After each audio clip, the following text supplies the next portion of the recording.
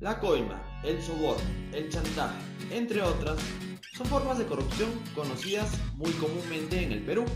El caso más sonado de los últimos días es el de la constructora Odebrecht.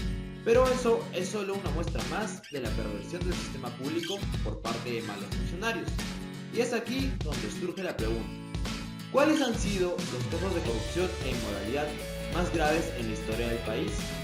Fanáticos de la cultura, engánchese bien, pues hoy les presento los 6 casos de corrupción más escandalosos de la historia del Perú. Los ataúdes de hierro. Esta historia comienza en el año 1867. El presidente de aquel entonces, Mariano Ignacio Prado, decidió un día reforzar la Marina de Guerra del Perú y contrató la compra de 2 barcos de guerra en los Estados Unidos. Hasta aquí todo estaba bien. La compra de buques era necesaria para reforzar la escuadra peruana. El problema surge cuando se ve qué barcos se compraron y a qué precio. La Comisión Marina de los Estados Unidos consideró que ambas naves, el USS Oneota y el USS Catawba, valían un estimado de $755,000. Sin embargo, la casa Alexander Swift le vendió dichos barcos al gobierno peruano en casi $2 millones. Ganaron un aproximado de $1.200.000 en aquella venta. Los buques estaban ampliamente sobrevalorados, pero además tenían un defecto: no podían movilizarse solos en el mar. Ambos barcos estaban especialmente diseñados para navegar en ríos.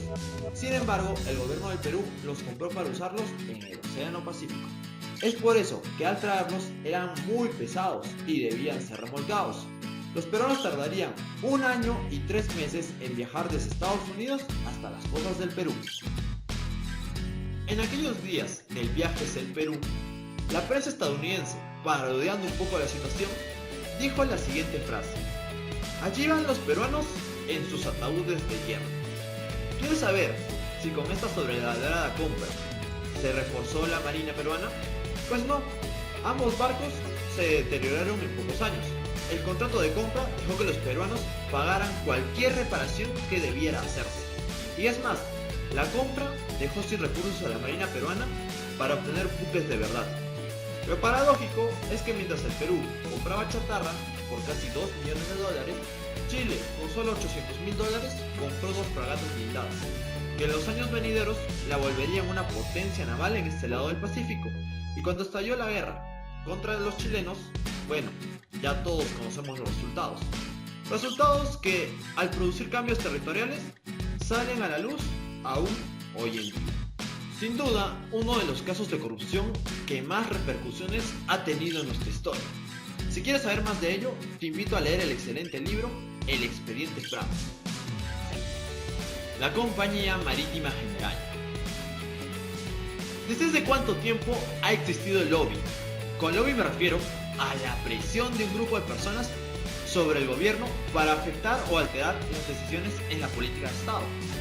Pues esto ocurre ahora y también ocurrió en muchos gobiernos pasados.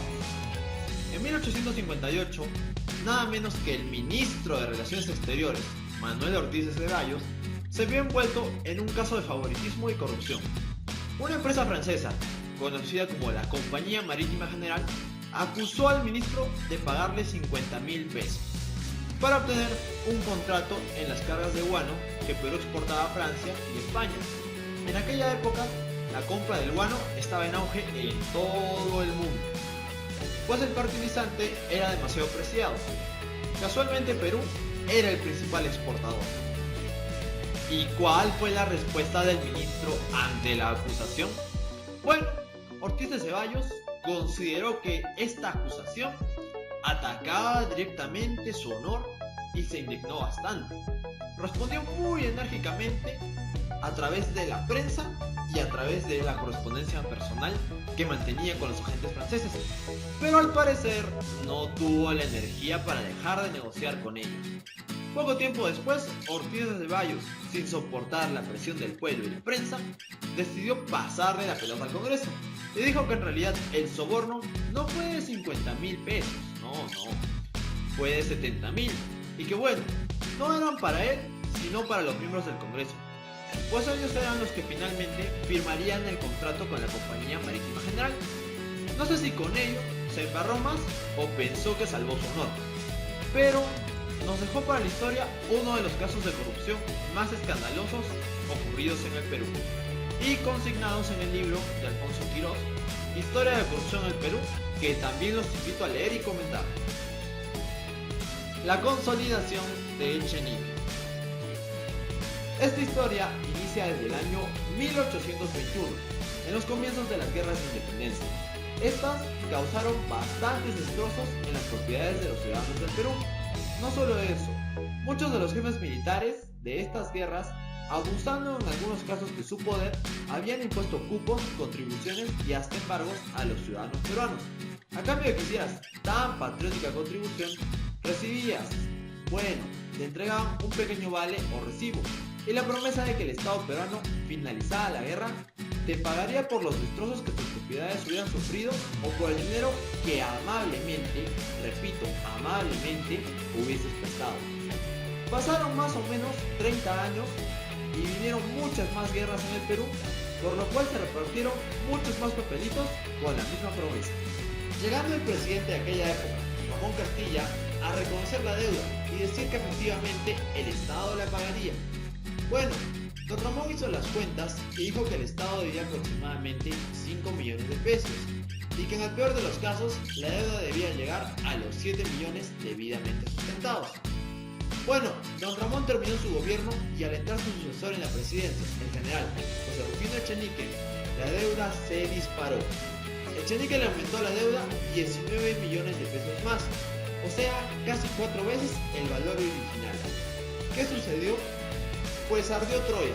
La gente no era tan pasiva ante noticias tan escandalosas como ahora, y sin pensarlo le hicieron una revolución a Echenique, que encabezó el mismo don Ramón. Y sin más, expulsaron a Echenique de la presidencia. Lamentablemente, esto no sirvió de nada, pues el Estado peruano, para el año 1856, había pagado 23 millones de pesos en la deuda de la consolidación. Al final, eran tantas las nuevas fortunas que se crearon con aquel disparatado pago, que una nueva y adinerada clase social surgió.